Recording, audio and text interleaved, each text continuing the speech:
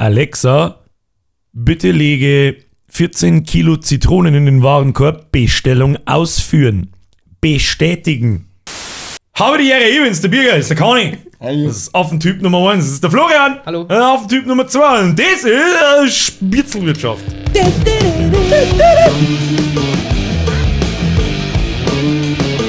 Du musst aber Merkel ins Ding erhöhen. Das werden wir nie wieder vergessen. Never again. Und ich darf nicht so absitzen, weil das ist die Schäbe da recht umgekehrt.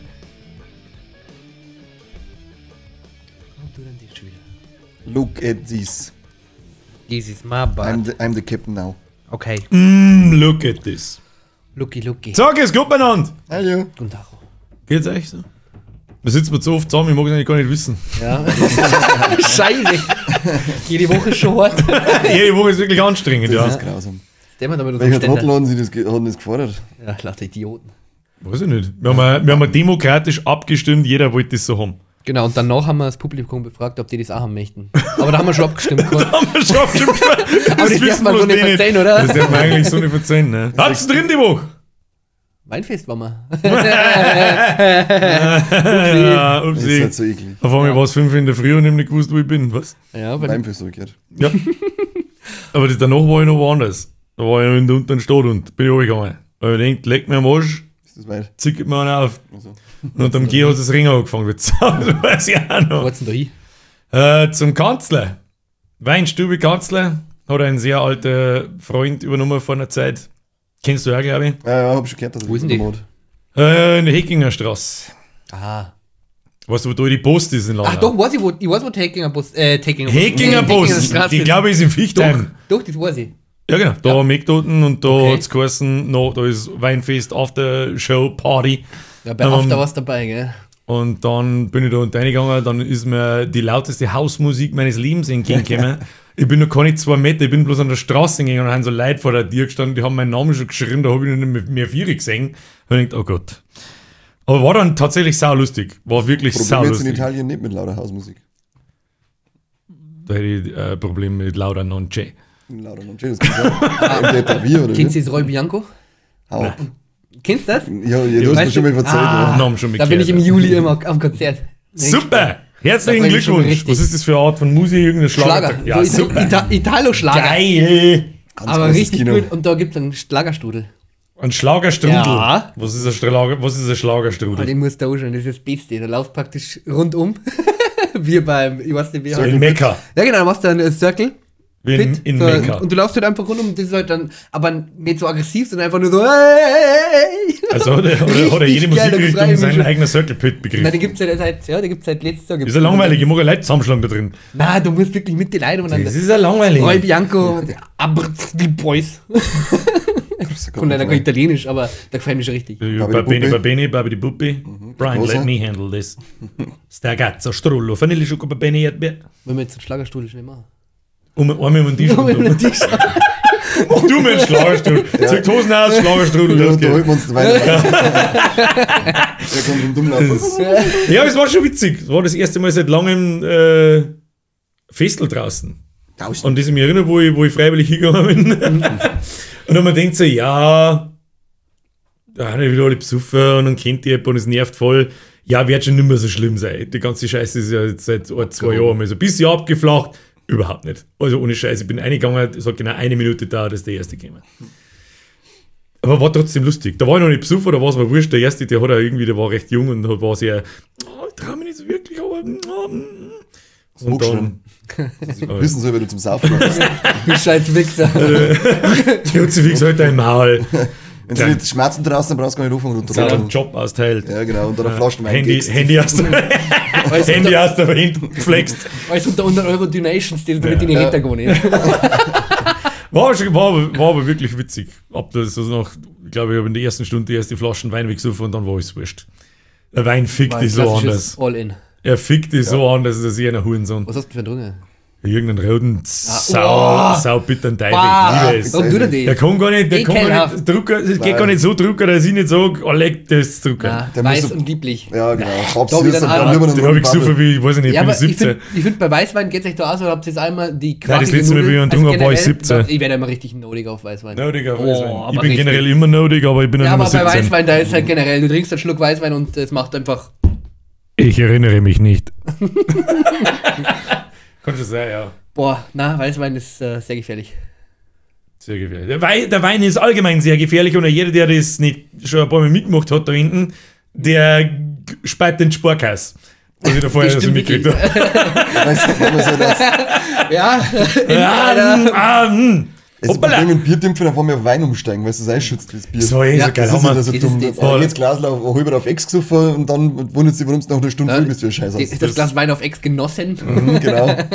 Ey, wirklich, die erste Flaschen Wein habe ich in unter einer Stunde, glaube ich, weggesoffen.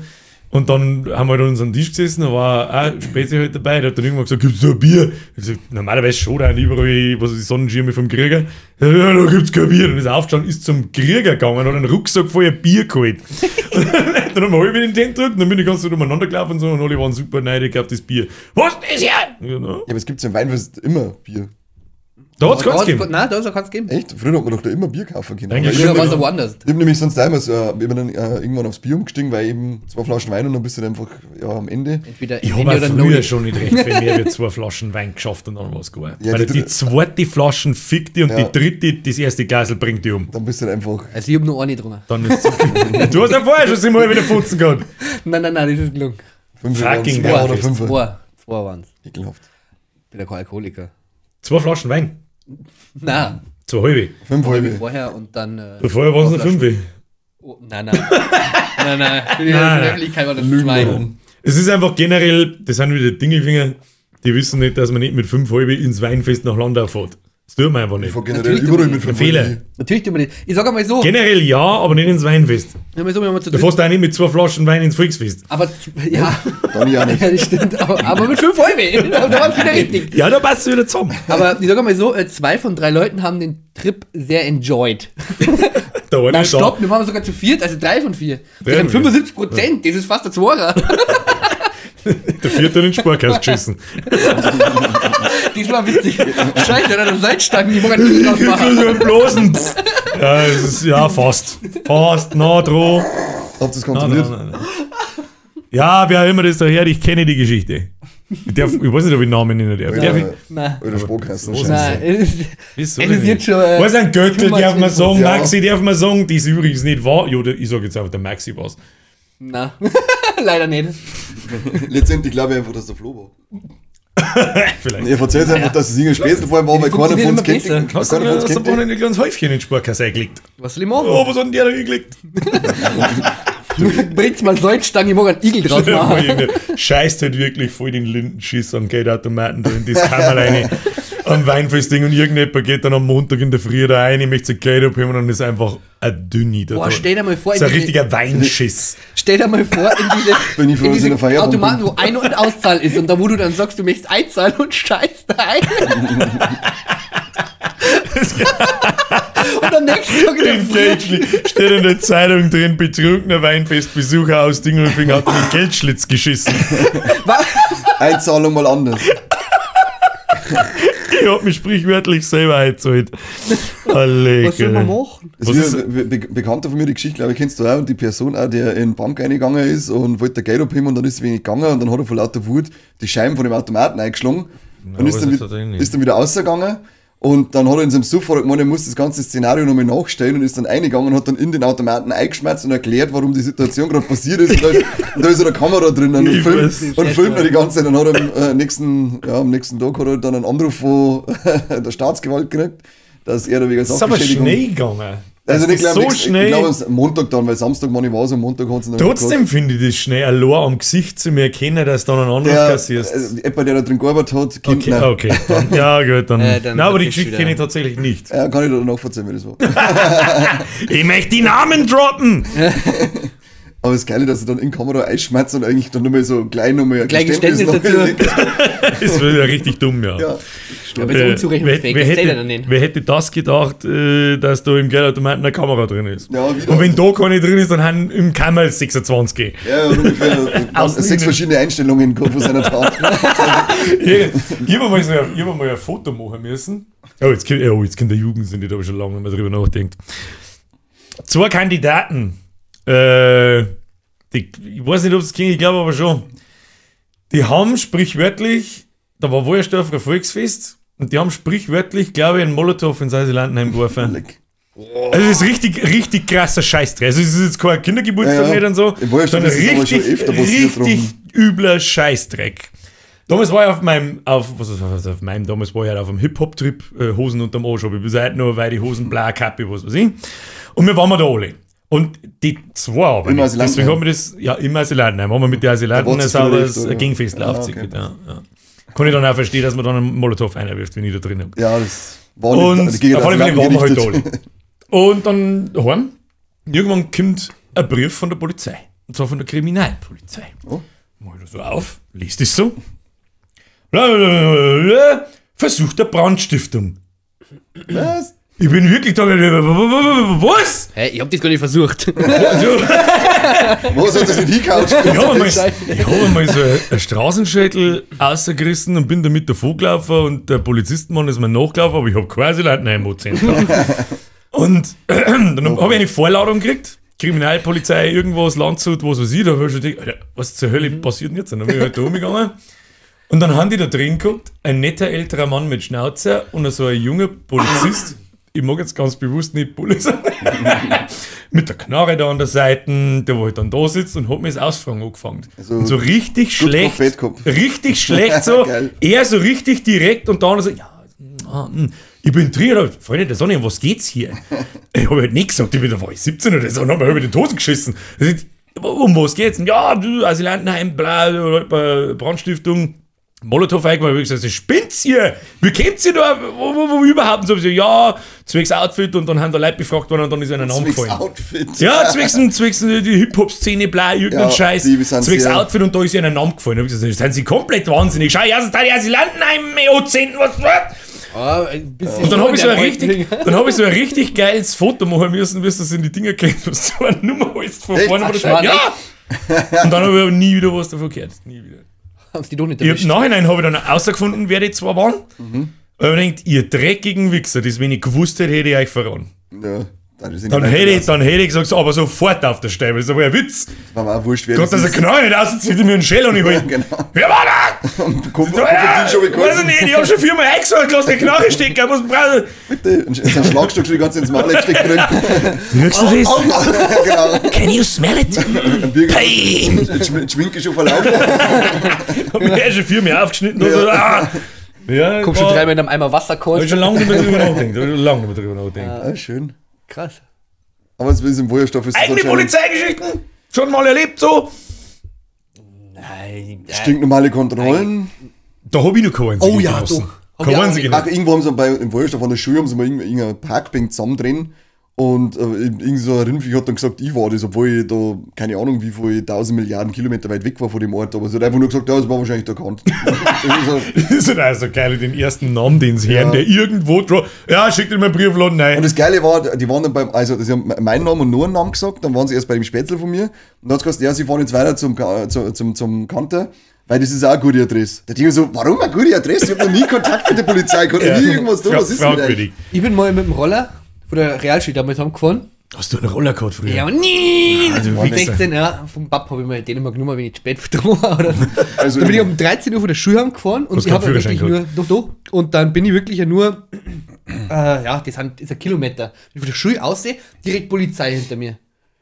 Sagt, ja, rechts rausfahren. Ich so, ja, witzig. Von dann rechts raus und dann, ich unglaublich nervös. Ja, haben Sie was getrunken? Ich so, bin gerade aus der Schule. Ja, und das eine schließt ja das andere nicht aus. Ich so, hä? Sind Sie ja, wo er recht hat eigentlich? Wir sind in Dingelfing. Ja, und einmal habe ich noch ein kleines Meeting mit der Polizei gehabt, aber das war zum Glück, das gleiche habe ich sowieso schon erzählt. Da, wo wir mal im Kirder waren und da hat es mega gestürmt, aber im Kirder auf die Nacht und habe richtig getrunken. Und zwar richtig. Mir ist am nächsten Tag so schlecht gegangen, dann bin ich ins Auto gestiegen in der Früh und es hat geschneit ohne Ende. Es hat da geschnitten und ich habe halt das Auto nicht sauber gemacht. Nur vorne das Nötigste und kein Eis nicht. Und dann haben sie im Kreisverkehr drin gestanden und haben dann rausgewunken. Dann fährst du ja normal rechts raus und da hat's gestanden, in der rechten Ausfahrt. Da bist du nicht gescheit rausgekommen. Und dann bin ich halt besoffen, wie ich war, praktisch in die, wo die andere Spur einfährt, bin ich außen rum da rausgefahren und dann habe ich mir gedacht, scheiße, was ist jetzt los? Weil ich war pumpennervös, weil ich hab bestimmt nur 3 Promille gehabt. Und dann habe ich mir gedacht, scheiße. Und dann hat der zum Glück nur gesagt, ja, mach jetzt bitte eine Scheiben frei. Und dann ich so, gut, gerne.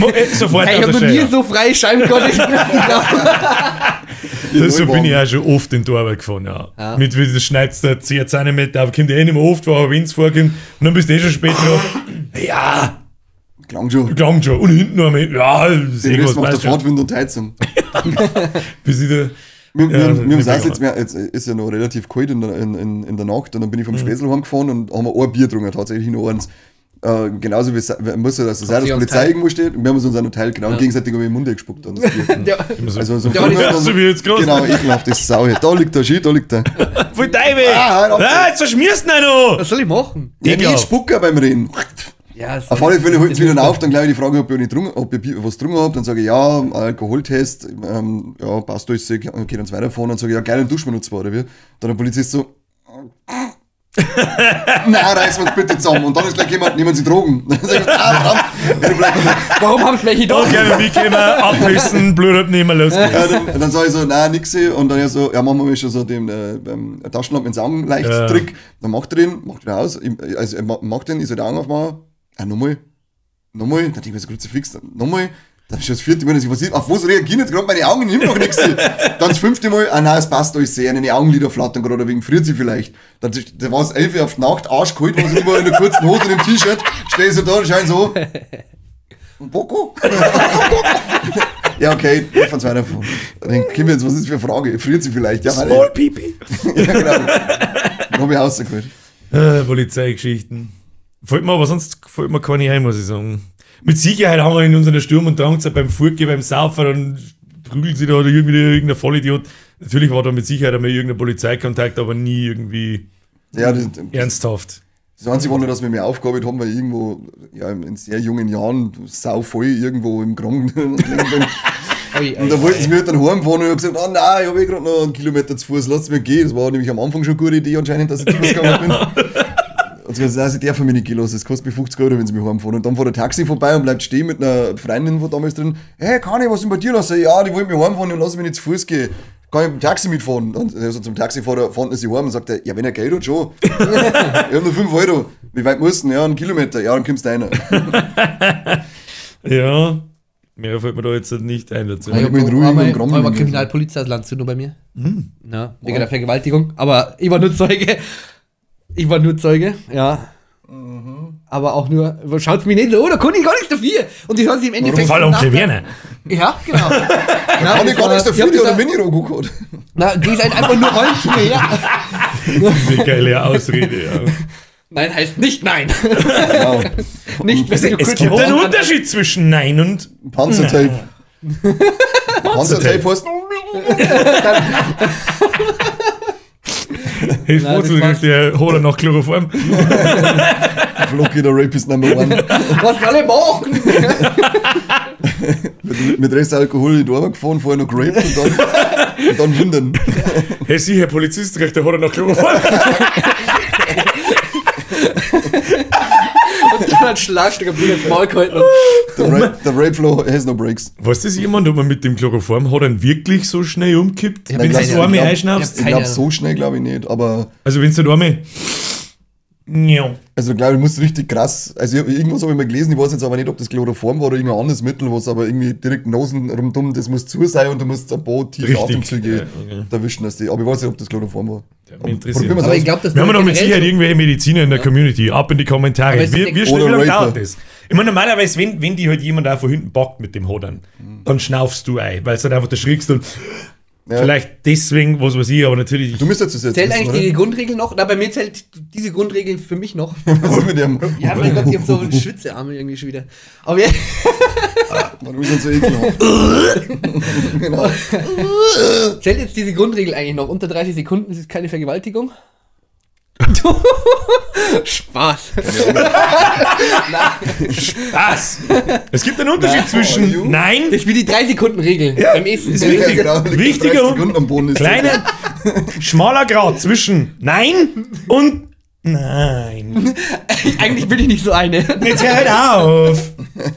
Na. Bist du 4, pssst, 18. Ja, aber jetzt los mich wieder mal. Nein. Komm halt einmal. Und sofort wieder straight in Sexismus. Du willst eine Vergewaltigungsgeschichte erzählen, ich bin ganz Nein, die war nicht dramatisch, ich war nur... Was okay, Vergewaltigung immer dramatisch, oder wie? Jetzt los noch bitte. Ich war in einer Bar und dann ist halt eine so mega flenn zu mir hergekommen und hat gesagt, sie ist gerade vergewaltigt worden. Und dann... hast du so nicht aufgemacht und gesagt, nicht ich habe jetzt nicht gesagt, Glückwunsch. High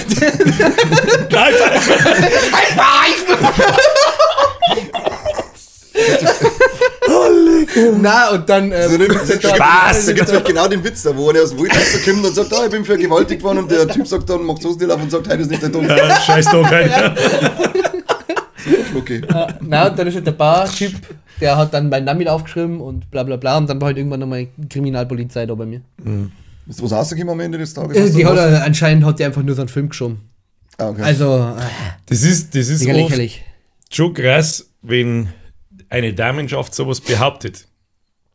Obwohl es vielleicht nicht wahr ist. Also wenn es nicht wahr ist, ist es natürlich krass. Du kannst die ganz krass oft, du kannst es ja nicht... Was tust du denn, wenn du es nicht beweisen kannst, dass du es nicht da hast?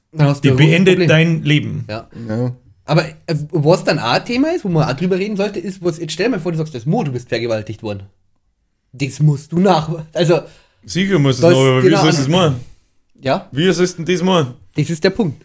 Aber das ist, glaube ich, so, bei Frauen ist, glaube ich, so immer dieses, ja, stimmt, 100 Pro. Das ist sogar die Rate der häuslichen Gewalttätigkeiten von Männern auf Frauen und umdreht fast gleich hoch.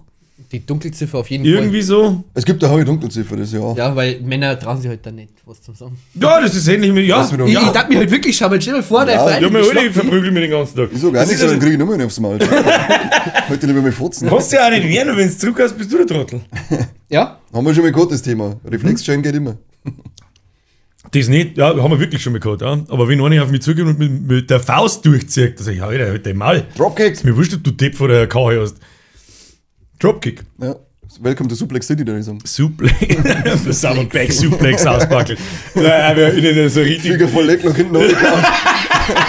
Voll eskaliert. Jetzt haben wir einen Sharpshooter und sie wollte einfach nur Fist geben. Die hat aufgezogen, jetzt gerade gesagt. High Five, okay. Spear Tackle, Jackhammer. Sie gibt mir einen High Five und du sofort ein Spear. Bam! Da haben wir gerade habe ich mir diese Woche angeschaut, ob mir jemand drauf gebracht, sagt euch eine Dokumentation namens The Fear of 13 was. Nee. Vom Namen oder Fear of the 13, was jetzt gerade vom Namen schon war nichts. Geht es um einen Typen in den USA, der ist 20, 21, 22 Jahre lang in der Death Row gesessen, also im Hinrichtungstrakt, wenn man so will, und das unschuldig. Und das war irgendwie Anfang der 80er, der ist beschuldigt worden, dass er eine Frau umgebracht hat, dann kommt er ins Gefängnis und konnte nicht beweisen, dass es nicht war. Und im Laufe dieser Zeit ist das erste Mal DNA-Beweis aufgekommen. Und das hat ihn dann noch mit 10 Jahren gekostet, bis dann nachgewiesen worden ist, er war es nicht. Alter, der verzeiht Geschichten in dem Dings da drin, da dreht dir alle Zehennägel auf. Da kannst du keine Witze mehr drüber machen, nichts. So Geschichten wie der Gladiator Day. Das heißt, da haben die Wärter gekommen und haben irgendeinen riesen Typen aus der Zelle ausgezogen und noch einen haben sie in einen Käfig eingesperrt und haben zugeschaut. Und wenn sie die nichts da haben, wenn nicht der eine oder der andere, das erinnert mich so ein bisschen an Django Unchained, wenn sie die Boys so lange prügeln, bis sie sie umbringen, dann kommen entweder die 4 Wärter jetzt da rein und prügeln die bewusstlos oder ihr prügelt euch jetzt. Lauter so ein Scheiß, da bin ich da und denke, Alter. Und dann war das so ein schmächtiger Typ, so ein schmächtiger, glatzkopferter Typ, war ein bisschen dumm, hat nicht gescheit schmerzen können und so, weil er früher misshandelt worden ist und was weiß ich und aus der Schule raus und hat schon... so geht's nicht. Der hat dann in der Zeit da drin, hat er Bücher gelesen, 1000 Stück, hat er Schmerzen gelernt, der redet mit dir, als der eine Geschichte erzählen. Ich weiß nicht, wie ich das erklären soll. Also der gibt da natürlich sein Interview mehr oder weniger, aber das erzählt er aus freien Stücken und das hört sich an, als der ein Buch vorlesen. Also der hat sich da drin halt einfach voll krass entwickelt, ich weiß nicht, wie ich sagen soll. Gebildet. Und dann, was tust du, wenn du 20 Jahre lang Was tust du, wenn du 20 Jahre lang darauf wartest, dass die abholen und auf dem Stuhl sitzen? Ja. Warten. Da denkst du, ja. Bücher lesen hat ich gemacht. Ja, warten, Bücher lesen. Es fällt schon sein, wie viele da halt auch schon unschuldig hingekriegt worden sind, tatsächlich das ist eigentlich unvorstellbar. Das ist so, das passt in kein normaler Shell hinein. Deswegen ist die Thematik mit der Todesstrafe sowieso immer so ein zweischneidiges Schwert. Wann ja oder nein und wie regulierst du das oder garantierst du das, dass wirklich kein unschuldiger Druck kommt. Das kannst du halt anscheinend teilweise nicht wirklich garantieren zu 100%. Ja, dann wenn du verurteilt bist, du hast ja eigentlich, du bist es zu 100%, sonst kannst du dir nicht verurteilen. Ja, aber wir haben doch gerade gehört, dass er 20 Jahre unschuldig drin gesessen ist. Das ist ja kein... Es war halt nur Anfang der 80er. Da hat es noch keine gescheiten Kameras gegeben, noch keine DNA-Geschichte nicht. Da heißt, du hast dein Opfer im Prinzip, du hast jetzt zerstückeln können, anwichsen können und keiner ist da drauf gekommen. Schau dir unsere Kameras heutzutage so. Ja, das ist auch wirklich, immer wenn es um irgendwas geht, hat das irgendjemand mit einer Kartoffel aufgenommen, das ist richtig. Alle Überwachungskameras. UFOs zum Beispiel. Alle Überwachungskameras haben gefühlt 6 Pixel. Und das ist schon krass. Da stellst du 1,5 Stunden lang stellst der Tor auf. Der erzählt ja noch viele andere Geschichten, der ist dann noch mehr ausgekommen. Beim Gefangenentransport ist er dann ausgebrochen, also eigentlich mehr oder weniger unabsichtlich, hat er nochmal 30 Jahre mehr kassiert. Am Schluss hat er irgendwie 100 Jahre und halt die Todesstrafe. Ich verstehe ja sowieso nicht so ganz, du kriegst die Todesstrafe. Warum sitzt jetzt der da noch 10 Jahre da drin? Was ist denn das für eine Höllentortur? Ja, also, das ist schon... Ist das gerechtfertigt? Ich weiß nicht. Aber wollen wir mal kurz über die Kamera reden? Kamera reden schon wieder? Weil nicht, dass wir wieder Kartoffel finden. Haben wir immer noch keine gescheite scheiß Kamera nicht. Aber wir haben mehr Pixel wie Kamera. Ja, aber nur eine halbe Stunde lang. Danach haben wir keine 90 mehr. Nur eine halbe Stunde. Danach haben wir keine 90 mehr. Okay, halt, stopp. So, da haben wir wieder zurück aus. Es war schon wieder so ein todernstes Thema. Hier gleich hinten noch in uns. Ja, das ist ein Diktator umbringen, wenn es die Möglichkeit hätte oder nicht. Was für ein Diktator? Egal, Diktatoren sind alle scheiße. Naja. Das war jetzt meine erste Frage. Wieso sind denn eigentlich automatisch alle Diktatoren immer so scheiße? Ja, weil sie alle einen Schatten haben anscheinend. Ja, aber warum ist denn das so? Warum gibt es noch keinen, der sagt, so, jetzt machen wir das fucking Paradise, Alter? Ja, das Ding immer auf, weil du hast jetzt die Möglichkeit, aber nein. Stell dir vor, die feiern die alle. Halt wirklich. Nicht, weil du sagst, du feiert mich. Sonst Gulag, sondern die feiern die alle. Aber so werden die wenn du die Möglichkeit hättest, dass du jetzt, sagen wir mal, bei irgendeinem Diktator reinkommst und kannst ihn überbolzen. Nehmen wir halt ganz klassisch das beste Beispiel, Stauffenberg-Geschichte Hitler. Also irgendwann was aktuell zum Putin. Der ist ja offiziell kein Diktator. Okay. 50-50. Nein, das ist auch so. Das stimmt alles, was man da hört. Weiß das wirklich einer? War jemand hinten oder nachgeschaut? Ich nicht. Also bald habe ich gesehen, dass in der Ukraine tatsächlich ein Angriffskrieg herrscht. Also da die behaupten, es ist ziemlich viel wahr an der ganzen Sache. Das ist richtig. Und dass er immer nur davon eben Propaganda betreibt, es ist so sie organisiert gegen Russland und so weiter. Ja, aber da ist ja viel dahinter. Dass der Krieg gegen Russland geführt wird. Aber das jetzt an sich hinrichten. Ich müsste jetzt einfach einmal, wenn ich die Beweise für Kriegsverbrechen und so einen Scheißdreck wirklich vor meiner Nase habe, ja, gar nicht lange noch der Weg damit. Und alle, die was damit zum Tor haben. Aber ich sage, das komplette Regime. Ja, heute ist das dann schon als, wenn wir beim Hitler-Thema bleiben, das dann schon als, wenn du in der Zeit zurückreisen kannst, als Kind herrichten, sagst auf der Straße spulen und sagst, du weißt, das ist der Baby-Hitler. Schießt den Kinderwagen rein oder nicht? Oder sagst du, reißt du mal ein bisschen Vieri, bevor er anfängt? Ich darf in die Kunstuniform und sagen, lasst ihn durchkommen. Ja, genau.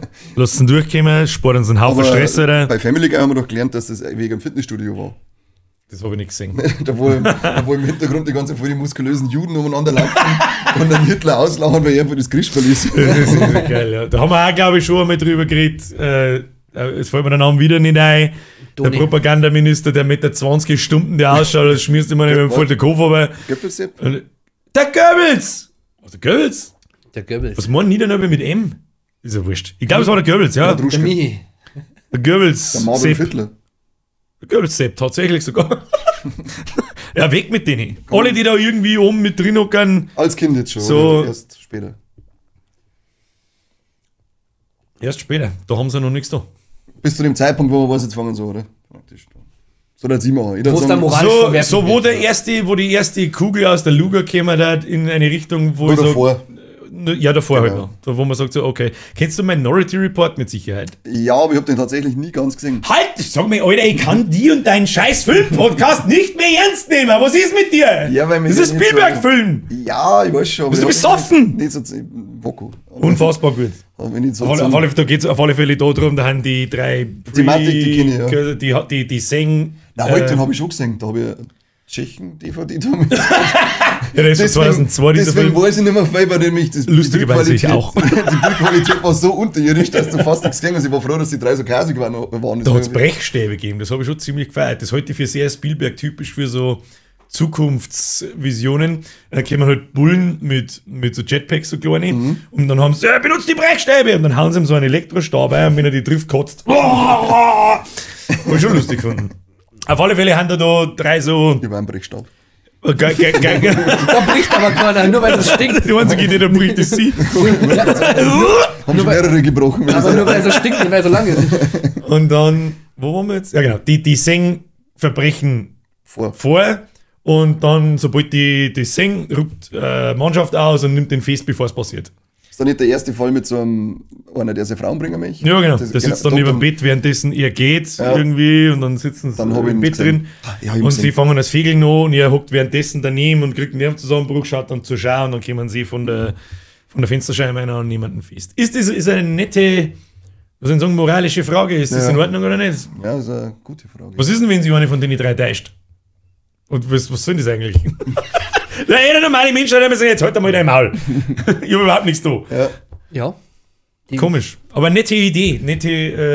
Kannst vielleicht die moralische Grenze ziehen, wenn es einen erwischen, der es geplant hat, und ein Effekt, weißt du, wenn jetzt einer, was weiß ich, da einen Nervenzusammenbruch hat, dann bringst du ihn irgendwo hin, damit er sein Problem bewältigen kann, und dann dann hilfst du ihm oder so. Aber einer, der so geplant ist, halt einfach nur ein Mörder, der da so oder so, den kannst du dann, denke ich mal, ganz ruhigen Gewissens einsperren, würde ich sagen. Ich glaube, ich weiß ehrlich gesagt nicht, was ich da dazu glauben soll. Das ist auch schwierig. Du musst ja auch erst einmal wissen, dass das wirklich dann genau so passiert. Zu 100%. Das ist ja genau die moralische Genauso Frage. Wieder zu 100% wie vorher auch mit den schwierig. Da die nicht, das erst, wenn wirklich Hard Facts gedroppt werden. Also Leichen. Black sagt, sobald er irgendwas tut, aber wenn du vielleicht davor sagen kannst, beobachten den Typen bis zu kurz bevor er zuschlagen kann. Das weißt, okay, jetzt hat er zuschlagen, und dann kannst du ja praktisch während des Zugriffs zugreifen. Zugriff sicher. Stereo-Zugriff. Ja. Dolby Surround. Da schießt mein Baby-Hitler nicht. Hat doch der Deadpool 2 gemacht, oder? Da hat er das gemacht, wo er dann zurückreist in der Vergangenheit. Wo er sich ja selber umbringt. Wo er sich selber beim Green Lantern. Und der Mann verrammt das Hitler-Baby, glaube ich. Weiß ich nicht mehr. Da hat ein paar Stationen, die abfahren. Da habe ich schon Zeit nicht mehr gesehen. Ja. Guter Witz auf alle Fälle. Ja, ist ein guter Witz. Dass er sich jetzt selber für Green Lantern killt, ist wirklich, da bin ich wirklich da gelegen und hab trinst vor lauter Lohr. Das war Weltklasse. Wenn wir gerade schon dabei sind, Wir haben uns vor 2 oder 3 Folgen irgendwann haben wir uns einmal. Da war doch dieser Gedenktag für die Juden und dieses todernste Thema und so weiter. Da habe ich was erfahren, und zwar nehmen wir mal zum Beispiel Filme oder Spiele, da wo der Antagonist immer ein Nazi ist. Die haben doch immer irgendwie so komische Narben da im Gesicht. Vollgas. Ist das schon mir jemandem aufgefallen? Ja. Nein, ehrlich gesagt. So Offiziere und so Endbosse in Doom zum Beispiel, die haben voll krass die Narben und immer so. Und ich hab mein Leben lang eigentlich immer gemeint, damit die halt, damit sie einfach krass böse ausschauen, das ist der Böse und das war's dann sofort. Da steckt tatsächlich was dahinter, und zwar haben angehende Nazi-Offiziere und Studenten und so Geschichten, die haben früher gefochten. Mit echten Degen. Und haben überall Polster und so weiter gehabt, bloß im Gesicht nicht. Und haben sie dann im Gesicht zerschnitten und so einen Scheiß, und dann haben sie Pferdlhaar in die Narben eingesteckt, damit das noch krasser wird und man das noch krasser sagt, weil das irgendwie ein Zeichen von Ehre war. Und jetzt sitzen irgendwie in die USA so alte Lappen umeinander, die ein Leben lang schon abstreiten, sie sind keine Nazis, nicht gewählen und lauter so einen Scheiß, und haben alle sich an die Narben da herin. Da bin ich schon da geguckt und habe mir gedacht, jetzt wieder was gelernt. Unnützes Wissen. Ja, aber es ist eigentlich interessant. Unnützes ist eigentlich schon krass. Das heißt ja, dass Narben adeln, also ganz schön was draus, die wollten ja immer so. Das hör ja nicht zum ersten Mal, das Narben adeln. Ja. Also das ist, ja, aber das war so ein Zeichen von Ehre irgendwie damals. Und dann, warum ein Pferdlhaar? Ich weiß da nicht. Weil natürlich haben die Sau dreckig und das entzündet sie wie Schweinehöhle, aber da kann ich doch auch, kann ich mit drehen. Das machen doch auch Leute, diese Ritzen, die wollen, dass die Narben krass saufen, die haben Salz in den Wunden eingerieben, habe ich mir gelesen. Aber du sollst nicht desinfizieren und dann heilt's besser? Das brennt doch auch Witzer, oder? Ja, du musst das Pferdlhaar in der zerschnittenen Fresse nicht brennen. Die Narben sollen dann irgendwie krasser gewesen sein. Ich habe einmal welche gesehen auf einem Konzert und die haben, also da war ich der ganze Arm so durchgeritzt und die haben, das war so eine richtige Wulst, die ganze Narbe. Das kann aber auch Desinfektion sein. Also ich gebe euch jetzt einen lieben Tipp, liebe Emo-Freunde. Phase 1 nicht so, sondern so. Und wenn so, und das soll man dann sehen, dann geht's zu einem Viertel hier, reißt sich am Tor und stopft es da schön rein. Dann wird's stellt euch nicht hinter das Viertel, das gibt einen Kick. Ja, das ist eine schlechte Idee. Wenn es euch unter das Viertel stellt, macht es ein Video. Soll ich nochmal einer sagen, bei uns lernt man nichts. Aber eben. Das ist richtig, richtig lehrreich. Bildungsauftrag erfüllt. Ich habe einen Kommentar gelesen über unser letztes Video, Podcast-Video. Podcast-Video. Und da hat jemand geschrieben, wir sollten mal über die Extreme Football League reden. Ich hoffe, ich habe es richtig ausgesprochen. Da habe ich mich natürlich dann schlau gemacht. Was zur Hölle ist die Extreme Football League? Da spielen sie Football. Das musst uns du jetzt erzählen, ich habe keine Ahnung. Ja, ich habe nämlich, das war einer der ersten Kommentare. Ich habe halt leider in der letzten Folge. Mit Sturmgeweih. Ja, weil wir doch über ein bisschen NFL und so geredet haben, über Football. Und das ist praktisch auch eine Frauenliga. Aber da spielen die Frauen nur in Unterwäsche, Brustschutz und haben den Helm auf. Ja, den habe ich schon mal bei Baitley gesehen. Ja. Und das ist 2003 das erste Mal gewesen. Das habe ich. Hast du gut eingelesen jetzt, oder? Ja, ich weiß jetzt auch, wer von 2003 bis heute da jeweils der Pokalsieger war. Wer? Frauen. Sag mal einen Teamnamen. Keine Ahnung, das war ein Witz, Mann! Ich hab da nur geschaut. Ja, die haben auf jeden Fall. Halt spinnt Sisters gegen Help Me Step Brother. Gegen Step Brothers. Oh, leg mir mal. Spät am Stack-Trophäe. Halt, glaub, Sisters gegen Step Sisters. So muss man sagen. Leg mir doch auch mal. Schwer lesen. Ja, das ist 2003, glaube ich, wirklich während des Super Bowls in der Halftime-Show hast du praktisch so einen Bezahlsender, hast du das bezahlen können und dann hast du das anschauen können statt der Halftime-Show.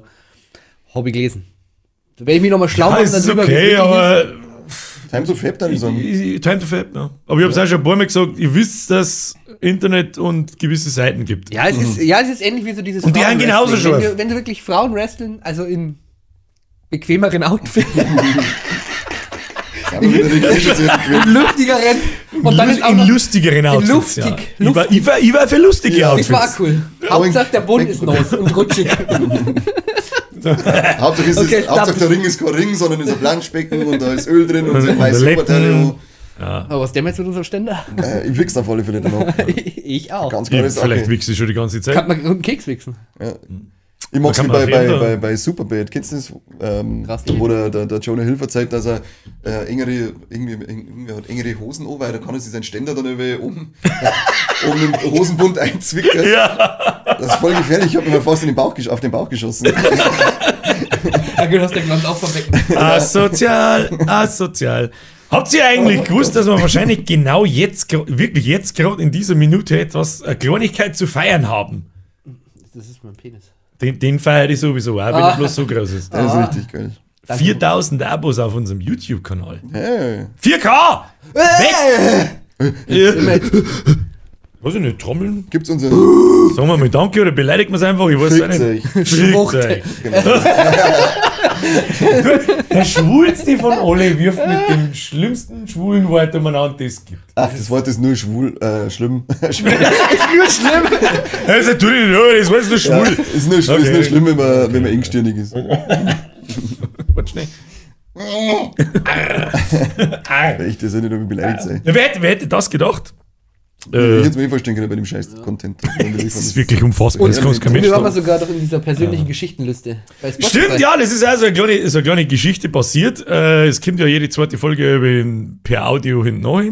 Und gestern oder vorgestern, also im Laufe der Woche jetzt, im Laufe der letzten Woche, haben wir auf Spotify in so einer, was sind das? Sind das Charts? Ja, da gibt es so verschiedene Rubriken.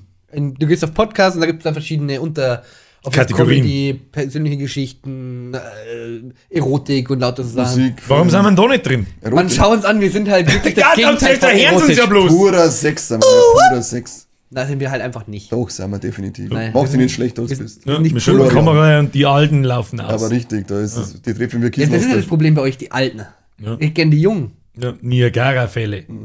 Da flattert die. Das ist wie, als das am ja genau. Als das an die Felder vorbeifahren. Ja. Okay. Die kannst du im Feld legen und kannst du so an die Füße so dran und ich flatter wo ich will, ich flatter wann ich will. Das ist nachhaltig. Ja. So, ab jetzt heißt es, ich flatter wo ich will, ich flatter wann ich will. Und in welcher Farbe ich will. Wenn es rot ist, lauf. Warum eine gute Piratschicht ins Rad? Okay, asozial. Wo waren wir? Ja, bei Spotify. Ja, genau, stimmt. Da waren wir in irgendeiner Rubrik drin und irgendwie haben wir da aus irgendwelchen unerklärlichen Gründen relativ weit vorn gelistet gewesen. Kein Mensch weiß eigentlich warum. Und auf einmal hat es von einem Tag auf den anderen einfach als gute 10-fache an, wie sagt man da, Views, sagt man da nicht, Listens, Streams, Downloads, was auch immer, lauter bekannte, seriöse Streams und dann wir, weil wir sind ja wirklich unter persönliche Geschichten. Und ja, also da waren halt wirklich richtig große, bekannte Leute und dann kämen wir voll Idioten dazwischen.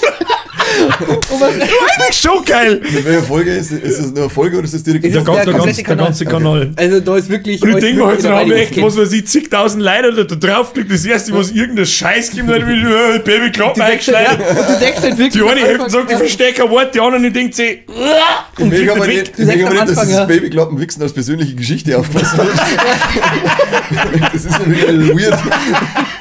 Ja, man kann ja seinen Podcast mit maximal 3 Kategorien irgendwie listen. Und da habe ich persönliche Geschichten, Comedy und noch irgendwas. Kategorie Babyklappen auf Spotify, ja, richtig. Hast du nicht Dialekt oder so etwas drin? Nein. Ich weiß nicht mehr. Ist eh wurscht. Auf alle Fälle haben wir heute irgendwann noch mit drin. Vor allem, da kommt vorne Kurt Krömer mit Feelings und keine Ahnung. Ja. Da kommen wir mit, ich komme, wo ich hin und wann ich will. Ja, richtig bekannte Leute, die man halt wirklich in ganz Deutschland eigentlich kennen und hocken mit voll Idioten. So witzig. Das ist schon gut. Aber guck, ich weiß nicht, wie es hergegangen ist, aber guck mal. Ja, das ist. Haben wir zwar nichts dazu beigetragen. Das war selber gegangen. Ja, genau, das machen wir jetzt immer. Das machen wir jetzt immer. Wir erzählen jetzt einfach immer persönliche Geschichten. Ja. Vielleicht lassen wir das Comedy einfach weg, weil. Ja, braucht nicht. Dann Bier ernst, dass wir den Babyklappen einwichsen. Ja. Wenn wir in der Zeit zurückreisen. Das ist ein Elternsong, das sind Babyklappen. Ja. Nein, macht's mir bitte nicht, bis du auf die Oberplatten, dann stinkt's gerade um, weißt du. Der Papa hat ja auf den Randstock gewichst und Zun hat die aspiriert. Voll Teufel. Das hat irgendein Meister, da wo ich gelernt habe, hat das zu einem Kollegen, zum Lehrling damals gesagt. Und da hat er mir nicht gesagt, hätte dein Papa den Zug erwichsen sollen, dann hätte es wenigstens was von weg gesehen. Und dann ist am nächsten Tag ist seine Mama in der Halle drin gestanden und hat den Meister zusammengefalten in der Halle. Irgendwo, ja, 50-50. Also das, wenn ich nicht der Park haben muss, nicht heimgehen. Stell dir mal vor, du bist wirklich gestanden, der Moment 35 und dann kommt irgendwie ein Mom da rein. Nein, das war halt in der Lehre, das war Lehrling. Also der war halt 15, 16, 8, keine Ahnung. Oh mein. Traurig. Ich war, weiß ich nicht mehr, irgendwas zwischen 16 und 18, würde ich sagen. Je nachdem, ob du da vorne mal ein Jahr in einer Schule bist oder nicht, oder was auch immer. Oder ob du in China wohnst, dann bist du 4. Dann bist du 4 und hast einen Doktor und 3 Master und 200 Quadratmeter Profi in jeglichen Online-Spiel. 2,5 bist du noch frei. Ja. Habt ihr schon mal so Videos gesehen, wie die teilweise leben? Ja.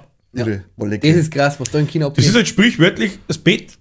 Das war's. Genau. Und da ist kein Platz um das Bett rundum. Ja. So ein Regalding hast du ab und zu, was dann und was ich pervers finde, ist auch, wie sie die Leute da kennenlernen. Die haben ja wirklich so Dating-Profile, ähnlich wie wir, nur bei uns ist es halt so richtig, ja, du kannst da aussuchen, was du haben möchtest, und da geht es halt wirklich nur um die Hard Facts. Da ist scheißegal, wie die Leute ausschauen. Gut, schauen alle. Das schauen ehrlich gleich aus. Ja, ich sag's mal, wie es ist.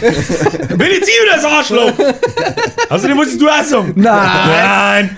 Ich bade mich in Unschuld des Nazi. Ist das wirklich so, dass die uns singen? Wie wir so uns Kaukas? Die Hotel mal die Nazi. Wieso ist das nicht gescheit? Die haben kein 16:9, die haben 4:3. Die singen immer nur unseren Brustbereich und denken, ja, die schauen alle gleich aus. Die haben kein 16:9, sondern 4:3. Einfach. Und mir gehen die schauen alle gleich aus. Und liegen alle gleich. Oh, das ist was Keule. Oh, Scheiße. Ja. Jetzt haben wir fort. Nein, wir nicht. Das haben wir schon viel schlimmer die Sachen gesagt. Persönliche Geschichten wieder mal.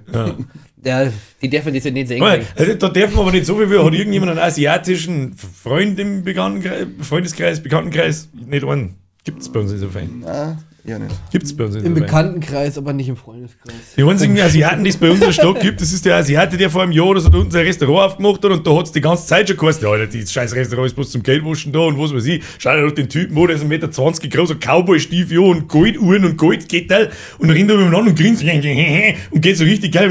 Wie, da verarscht ist da irgendwo eine Kamera, keine Ahnung. Und dann kommt er auf, dass seine ganze Verwandtschaft oben in der Wohnung wohnt, nicht angemeldet ist, bei ihm unten arbeitet und was ich was alles sehe. Und ich dachte, wirklich so genau ist das Restaurant jetzt immer noch offen, ich verstehe es nicht. Ja, vielleicht haben sie es jetzt auch gemeint. Ja, wahrscheinlich. Oder gesagt, Mama Viti. Fiti. Fick dich. Ja, genau, mach ich Ficky lang. Mach ich Ficky lang. Mach ich Liebe lang. Wo war das bei jetzt haben wir keine Aufsicht. Full Metal Jacket, ja. Nix Bum Bum mit Soul Brother. Mach ich Liebe lang. So, wo waren wir jetzt? Das ist Abdriften, macht mich völlig neidisch. Was soll man machen? Irgendwo bei Rassismus waren wir anscheinend. Ja, mit Sexismus. Nein, da waren wir bei Tinder für Chinesen. Waren wir, ja. Tinderfisch. Du willst die Hardfacts. Nein, da geht es ja wirklich nur darum, dass die, was die für Familien haben und was die jobtechnisch machen und so weiter. Also das ist doch auch noch allgemein so die Thematik mit lieber ein Sohn als eine Tochter, oder? Weil ja, es dann weil ich mir auch dann musst du ja auch entweder gibt's bei dir nicht einen Sohn oder eine Abtreibung, was anderes gibt's nicht. Sohn oder Treppenschubsen heißt das. Sohn oder Stricken, oder? Eigentlich ist es egal, aber Hauptsache den Rothaarigen. Ja, ich würde gerade sagen, Sohn oder Kleiderbügel. Den verstehe ich nicht. Kannst du den kurz erklären? Nein, soll ich das kurz erklären? Bitte. Ja, bitte. Du nimmst einen Kleiderbügel und wenn du 2 Mal angelangst, bist du nicht mehr schwanger. Ehrlich? Ja. Ach, das ist wegen dem Metall. Wegen der Beschichtung. Wegen der Beschichtung. Ja, ja. Und wenn du drauf sitzt, wird alles wieder gut. Gut zu kommen. Letztes Mal quackige Nudel von hinten, dann fällt nichts. Heute, wenn du drauf sitzt, dann wird alles gut. Hardfact, Doppelpunkt. Wenn du drauf sitzt, wird alles gut.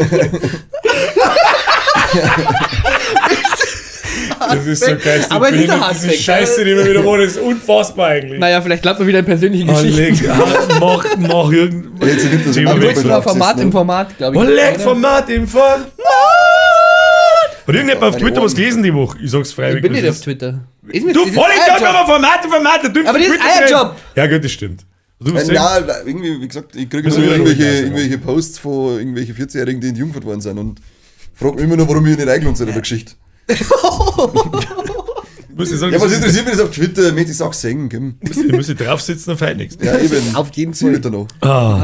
Und zwar, jetzt mal so, letztes Mal. Einmal ist auch nicht mehr fleißig auf Twitter irgendwie gefühlt. Der ist mir auch schon lange nicht mehr vorgeschlagen worden, seitdem wir da das erste Mal drüber geredet worden haben. Komisch. Geredet worden haben, ja, genau. Ja, super. Genau. Guter Satz gemacht. Ja, du machen gut. Habe gemacht gut. Du machen gut. Ich habe tatsächlich einen Twitter-Trend und zwar Trinkgeld. In die USA ist es normal, dass man 20-30% Trinkgeld gibt. Wie viel Trinkgeld gibt's ihr? 10%. In den USA würde ich 20-30% geben. Du gibst, wenn du zum Essen gehst, sagen wir mal zu zweit, richtig gut, bei uns da zumindest, und du zahlst einen 100er, dann gibst du 110 Euro her. Also ich bezahle wirklich, wenn das eine gute Bedienung war, wenn es ein Rindviech ist oder Vollidiot, dann gibt es ja nichts, aber wenn das alles so cool war und passt hat, dann gibt es diese 10%. Ich zahle in der Regel auch keine 100 Euro beim Essen. Ja, das war jetzt, dass man es. Aber zu zweit gibt es vielleicht mal auf einen 60er und dann gibt es nur 6 Euro. Warum dann zahlt immer die Frau? Nein. Und deswegen sage ich so gezielt einen 100er, weil sie irgendwie, ich müsste jetzt 100 Euro zahlen, zahle aber dann 110, hört sich irgendwie schlimmer an. So, da habe ich mir gedacht, du spinnst diese 10. Also wie wenn du jetzt sagst, da machen wir 60, kostet 60 Euro und ich gebe 65. Weiß ich nicht, das ist im Prinzip fast das Gleiche, aber es fühlt sich irgendwie mehr an. Ich finde es bei mir, ich gebe jetzt keine pauschal 10%, es soll halt eigentlich meistens so runde Beträge oder einigermaßen runde Beträge sein. So mach's ich oft und dann, wenn es halt wirklich so, was weiß ich, bei 8. Ist auch unglaublich schwer, 10% auszahlen. Zahlen im 10er-Bereich 1, Florian 0. Wenn du jetzt so 57 Euro hast oder 58 Euro, dann gibt es halt 60. Dann gibt's halt 60 und dann hast du nur, wenn du mal klar geht hast, dann tust du noch einen Euro oder so dazu. Ja, dann gibt es ja nur einen Klaps auf den Po und dann passt das, genau. So mach ich das. Ich täusche mir den Euro an und hau einfach zu. Ja. Dann sag ich, Kim Dirndl. Machst du dich auch noch behindert, oder? Ja, genau. Wie hoch soll ich von unten essen die ganze Zeit? Pflegestufe 2 heute. Zu der Freundin gesagt, so, du musst jetzt mir die ganze Zeit fuhren und so, als bei Pflegerin, ich möchte nämlich die geile Bedienung anquatschen. Was? Halt dein Maul. Genau. Du weißt, was ich sage, weil du bist schließlich eine Frau nichts wert. Mit dem Blindenstecker umgestanden. Genau. Aber vorher sind wir hingefahren. Ich mache es aber auch so. Also bei uns, glaube ich, wenn ich essen gehe und ich trinke 2 Getränke, eine Vorspeis, eine Hauptspeis und vielleicht eine Nachspeis, dann komme ich entweder so auf zwischen 25 und 30 Euro oder zwischen 35 und 40 Euro, wenn es wirklich fair ist, wenn ich 5 Getränke trinke. Und wenn es dann heißt, ja, 36 Euro 20, dann sage ich 40. Ja. Oder 27,50 Euro, sage ich halt dann 30. Aber auch gut, wenn du eigentlich immer genau die 10% das machst du eigentlich unbewusst. Ich mach das auf den Cent genau. Das war schon witzig, so 36,20 Euro und dann nur 3,02 Euro. War eigentlich schon lustig. 40,98 Euro machst du bitte. Ich möchte zwar Wir waren mal beim Essen, beim Griechen. Und was ich ja richtig hasse, ist, wenn so die ganze Bedienung da ist. Ich hab richtig Bock auf Griechen. Und dann kommt der Chef zum Kassieren. Und der kassiert dann das Trinkgeld auch noch ein, der Mistsack. Und das war beim Griechen einmal so, und dann ist er gekommen und kassiert, und das Geile war, ich wollte ihm dann noch gar kein Trinkgeld nicht geben, weil ich mir dachte, du hast nichts du stehst noch da vorne und saufst die ganze Zeit dein Uso und schaust dumm. Du kriegst kein Trinkgeld. Dann hat er sich einfach die 4 Euro, es waren, sagen wir mal, 56 Euro zum Zahlen, und dann hat er einfach 60 genommen und ist gegangen. Und dann sage ich so, hey, wie schaut's denn aus? Kriegt das Trinkgeld jetzt du oder kriegt das deine Bedienung?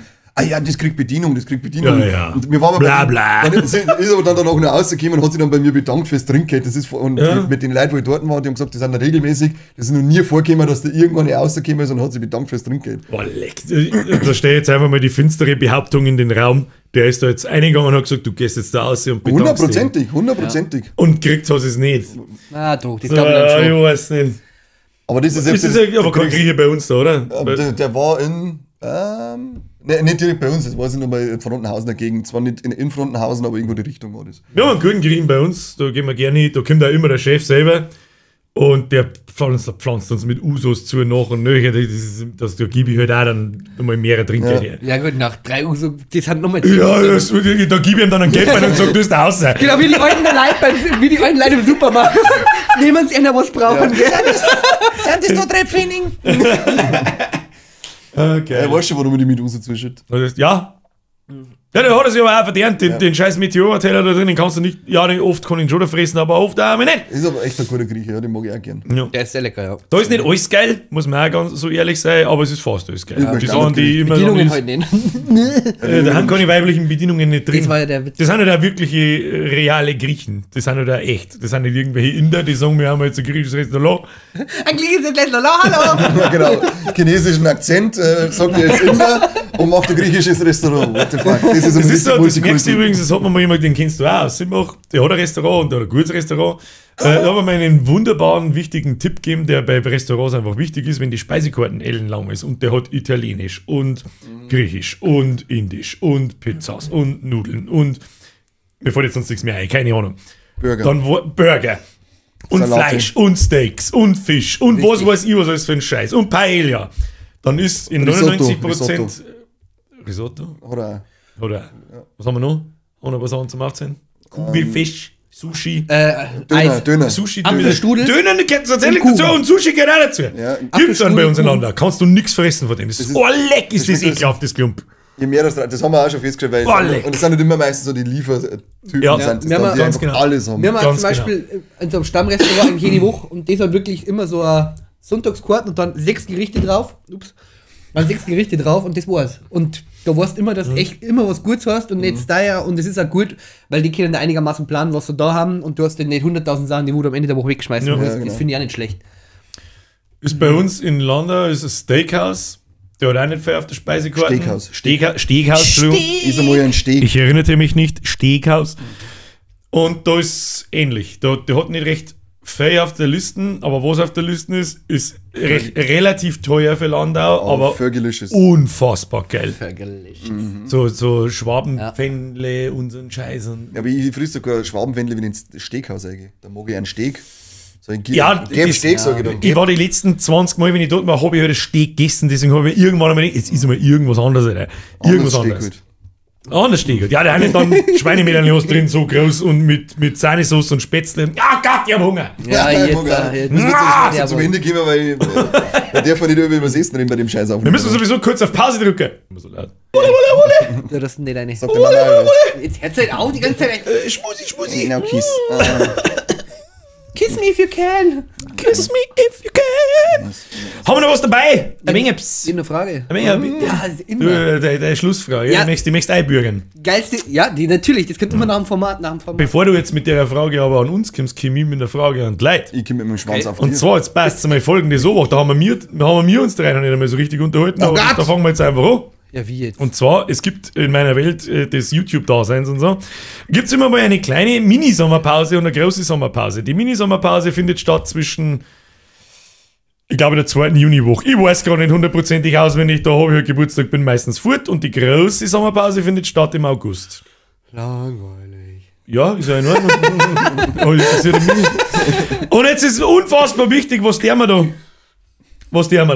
Es ist, glaube ich, mit einer wöchentlichen Folge ist einfach nicht mehr so einfach, dass wir jetzt 4 oder 5 oder 6 ganze Folgen mal schnell vorproduzieren, weil dann hockt man jeden Tag was ich lang da herin und das geht halt einfach nicht.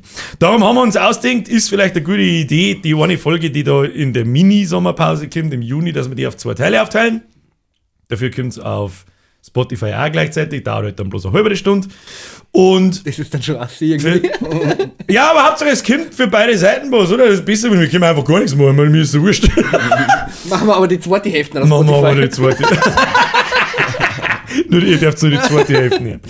Nein. Das, ja, und für die lange Sommerpause hätte man vielleicht ausgedacht, dass unsere Zuschauer, vor allem Schauer, weil andere können da gar nicht einer kommentieren, uns einfach ein Stichwort an Thema geben und wir uns dann, ich sage mal, zwischen 10 Minuten und eine Viertelstunde würde innerhalb einer Folge ja drüber unterhalten und das dann jeden Sonntag auf YouTube und auf Spotify machen. Yay! Ist das eine kommode Idee? Ganz potente, ja. Die User oder klären wir das wieder? Oder nein, wir klären das dann hinten sowieso wieder anders, aber die sollen, es geht darum, Thema, Stichwort. Wir wählen mal eins aus, was uns da gerade taugt und dann unterhalten wir uns drüber, machen wir halt 4 so, wie lange bin ich fort? Ja, 4 Sonntage lang, machen wir halt eine Kurzfolge. 4 Tellstunden ungefähr, weil das 4 Wochen, 4 Tellstunden. Ab in die Kommentare mit Themen. Los. Oder? Findest du ja gut? Haben wir da Kommode damit? Ja. Ist okay? Sind wir d'accord. Haben wir d'accord. Das ist eine gute Idee. I feel hardcore. I feel Gorat. Jetzt stelle ich für uns die Frage. 2 Themen, 2 Fragen. Wie steht ihr zu den Gerüchen? Nein, das ist eine Frage und es hat nur 2. Zwischen Gerüche, Arschloch und... Geil, also findet ihr das geil oder scheiße? Was? Die Gerüche von Scheiße Benzin Gerüche. Und von so Lacken oder so Klebern.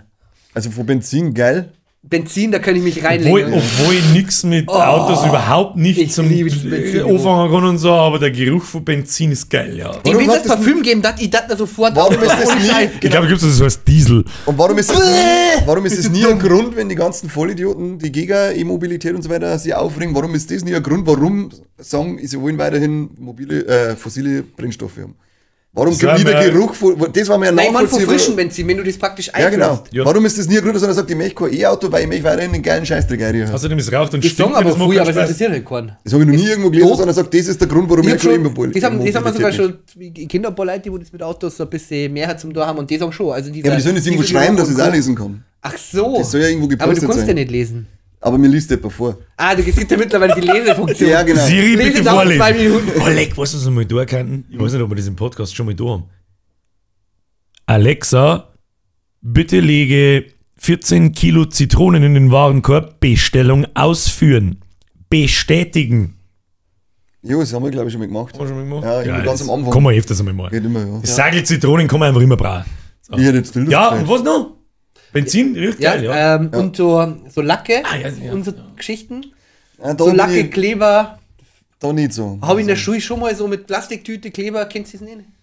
Jo, ich weiß, was du meinst. Keiner schon, aber das haben wir mir nie getan. Ja, das ist einfach nur mit dem Uhu. Ich hab einen Uhu, den gelben Uhu-Stift gefressen, weil er geil geschmeckt hat. Ja! So, was ist der, der geil geschmeckt? Kreide. Und dann hat es das Pendant zum gelben Uhu-Stift, war der rote Prittstift. Ja. Und der war richtig ekelhaft. Ja. Kannst du nicht fressen können, Alter. Wollen wir doch mal irgendwie eine Bewertung schreiben auf Google? Scheiß Prittstift! Schmeckt nicht. Schmeckt nach Affenarsch, wie dein ganze Fressen direkt. Mach mal bitte aber nein, der Geruch hat mich da nicht recht. Vom Uhu schon. Da hat mir der Geruch einmal vorher an die Eier gehabt. Da hat's einen Flüssig-Uhu gegeben. Der hat Dreieck. Der hat ausgeschaut wie die Unterhosen nach einer halben Stunde schmusen. Und der hat schon. Ja, genau da vorne drauf. Aber genau.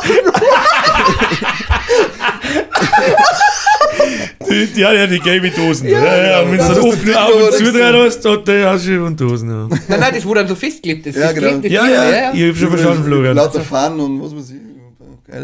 Geil. Ja, und was dann sagst, jetzt muss ich aufpassen, weil wenn es beim Zipfel drückt, dann das ist wenn da der Lust wieder Cut drin. An der Unterhosen da ist wieder Cut drin. Den habe ich ständig. Das ist mittlerweile ich bin gut hydrated untenrum. Also ist ein Rat von mir, regelmäßig beim Schmusen einmal kurz die Unterhosen wegziehen, damit der Lusttropfen nicht abpickt. Das ist richtig, ja. Das ist nämlich mal kurz oder einfach gar keine Hosen anziehen. Genau. Das ist gut, wenn du aufs erste Deck gehst ohne Hosen, weil dann weißt du gleich, dass man dir keinen Spaß hat. Kannst du das Hosen nicht aufmachen, dann kannst du ihn aus. Ja, wie denn, wenn du nichts so hast? Also gar keine Hosen? Ja, gar keine Hosen. Ah, krass. Ich war jetzt erstmal ohne Unterhosen gegangen, aber okay. Zur Sicherheit Zeitung unterlegen. Für Sie? Für alle Beteiligten.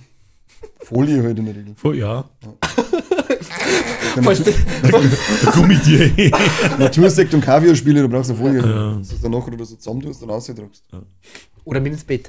Wie du das magst. Je nachdem. Verurteilt dich da jetzt nicht. Das ist schön, das freut mich sogar. Wir haben ja offen für jeden. Haben wir mir bitte noch irgendwas dabei, wo wir da noch schnell ablenken können? Haben Sie damals auch erzählt, wenn es Kreide isst, dass es dann so eine hohe Stimme kriegt? Das ist irgendein Märchen von irgendeinem Wolf. Aber ich habe trotzdem eine sehr hohe Stimme. Nein. Stimmt, das ist aus einem Märchen. Gell? Ja, das ist so. Das haben meine Mama immer erzählt. Ja, Rotkäppchen. Ja, dass der Mama die Erziehung versagt hat, haben wir schon festgestellt. Das ist Rotkäppchen, oder? Da wo der Wolf dann sich als Oma verkleidet und dann frisst er Kreide, damit er so redet. Apropos, meine Mama war so eine richtige. Was hat das für einen Sinn? Das soll man von der Kreide eine hohe Stimme kriegen. Keine Ahnung, auf jeden Fall, meine Mama hat mir lauter so einen Scheiß erzählt, boah, leck. Von uns damit Gebrüder Grimm, die sind so. Das ist unfassbar. Ja, kleine Kinder haben wirklich nur. Meine Mama hat das halt voll ausgenutzt, egal in welcher Art und Weise. Da hat es 2 Geschichten gegeben, einmal die. Ich möchte noch mal darauf hinweisen. Oh, du, das ist das Pappball. Und wir waren immer bei Bekannten und da waren immer so Fledermäuse auf der Nacht immer rumgeflogen. Und dann hast du als Kind immer ein bisschen Angst gehabt vor Fledermäusen, weil. Und dann hat Mama immer gesagt, ja, dann musst du ein Bladel nehmen vom Baum, ich musst auf den Kopf legen, dann haben die Fledermäuse Angst vor dir. Und dann, du Vollidiot, der mit dem Bleil am Kopf umeinander. Richtig, und dann auch noch ganz stolz und wie so ein Krieger.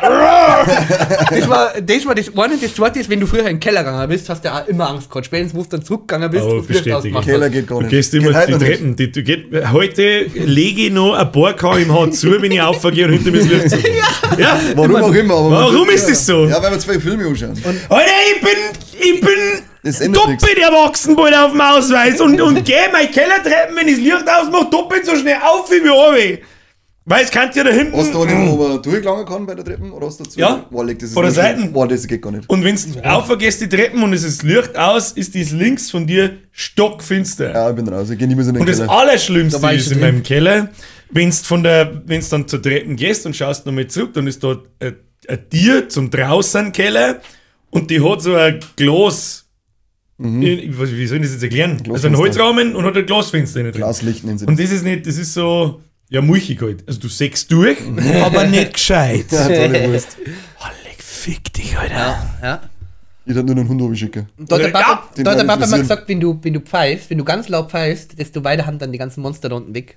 Was glaubst du, wie wieder immer Pfiffer auf, wenn ich aufgegangen bin? Und dann, wenn du raufgerannt bist. Im Haus der aber den Pfeifer hat mir damals von der Ex-Freundin, die war Russin, und da habe ich da ein bisschen umeinander gepfiffen und dann hat mir ihre Mom geschimpft, weil im Haus der von den Pfeifer, das heißt, dass man kein Geld hat. Da habe ich gleich 0 Euro gepfiffen. Die Russen mit den komischen Dugarten. Die Mama deine Freundin gleich Geld geworfen. Die Russen mit den komischen Dugarten. Wo ist mein Russe des Vertrauens? Stimmt das? Kannst du uns das bitte in die Kommentare erläutern, was da damit auf sich hat? Haben wir mit den Russen das Vertrauen drin? Ich aber, ja. Ja, okay. Weil Russen hat man nur immer vertraut, darum sind wir nicht mehr zusammen. Verdammt. Scheiße. Blöd. Ja, jetzt habe ich Hunger, Jungs. Oh ja. Wow, ich habe aber eine schöne Geschichte. Habe ich aber. Ja, dann erzähl. Wir haben Kohlmeisen-Babys. Hast du schon gegessen? Du bist behindert, du Untermensch.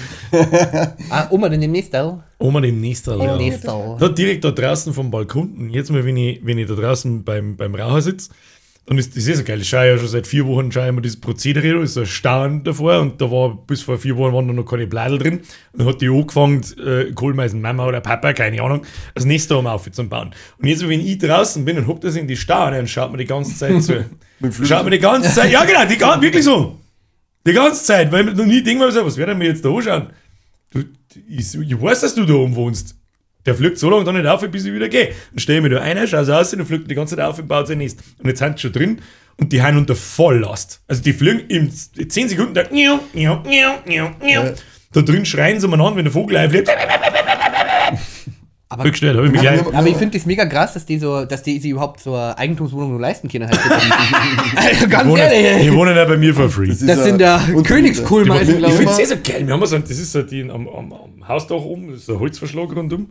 Und da ist sicher ein kleiner Schlitz drin. Wahrscheinlich ist da drin alles im Arsch, keine Ahnung. Und da das Nest einbaut.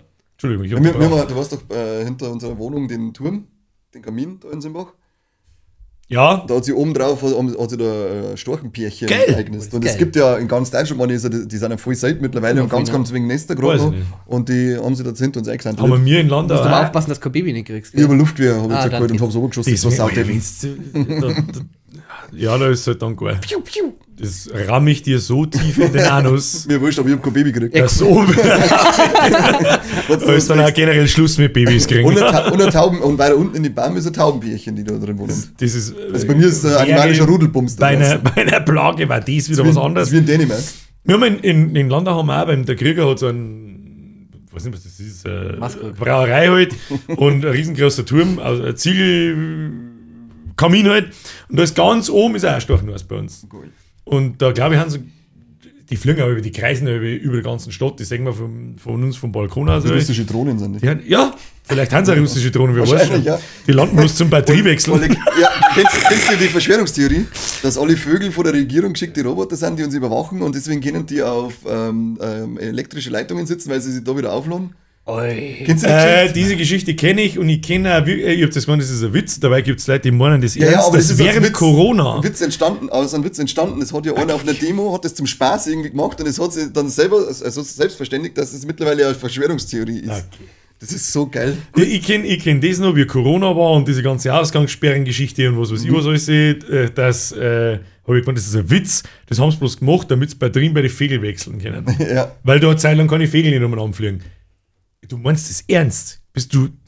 Okay. Krass. Hast du vielleicht Corona im Kopf? Gehirn-Corona? Ja, was ich halt noch ganz witzig gesehen habe, nochmal zu König Charles und seiner Frau. Da habe ich halt Fotos gesehen. So Fotos von ihm, da wo es praktisch der KI hat Fotos gemacht von ihm und der Ludmilla, heißt oder? Wie ist die Frau? Camilla, glaube ich. Camilla, ja. Ludmilla. Nimm es Ludmilla. Aber da hat der KI praktisch so Fotos erstellt von den zwei auf ihrer Königsparty. Da wo es dann beide so rumdancen und so mit den Gesichtern drin. Das hat richtig gut ausgeschaut. So Deepfakes-Sachen. Oh, genau. Deepfakes, das ist ein schönes Thema. Ja. Reden wir aber nächstes Mal drüber. Okay, bye. Jetzt haben wir ja mal Überzeit. Jetzt muss ich dir die 800 Euro, muss ich dir das sagen. Na, 800 Euro. Kruzifix du. Herr Gani, ich bedanke mich sehr herzlich für Ihren Beitrag. Grüß Gott beieinander. Ja, Herr Florian. Ich glaube, der Pisser verpisst ihn zu mir. Freunde der Sonne. Ich sag auch danke übrigens. Scheiße. Abo nicht vergessen, liken nicht vergessen, Themenvorschläge für die Sommerpause nicht vergessen und niemals vergessen, Strapse. Klingt komisch. Okay, tschüss! Straps der Pfeif. Der Straps der Pfeif. Ciao! Sagst du nicht für gut oder was? Also, tschüss. Unfreundlicher Wichser. Ich wollte mit dir reden, es tut mir leid. Voll im